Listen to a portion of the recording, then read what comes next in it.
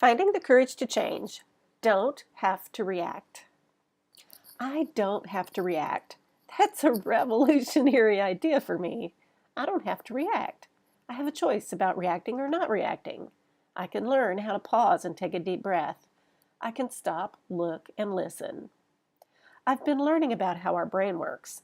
The more primitive mammalian brain has two jobs: to keep me alive and to pass on my genes. That's it. Scanning for danger and social happiness happens automatically. I think of this more primitive brain as my inner monkey. This adorable little monkey got programmed during my childhood and teen years. The default reaction happens before my higher brain has a chance to figure things out.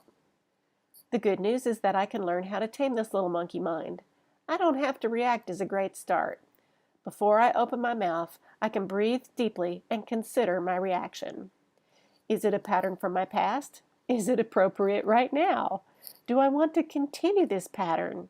How adult is my reaction? I don't have to decide on a new behavior in that moment. I can simply stop the default little monkey reaction. I need to think about that is one of my favorite pattern stops. It helps my family when I say, I'm having a lot of old reactions right now. I need to process them for a while. They're usually happy to let me deal with my own stuff. And when I tame my own monkey, I feel better about myself too. I can do this. I love little monkeys. And an out of control monkey needs to be tamed.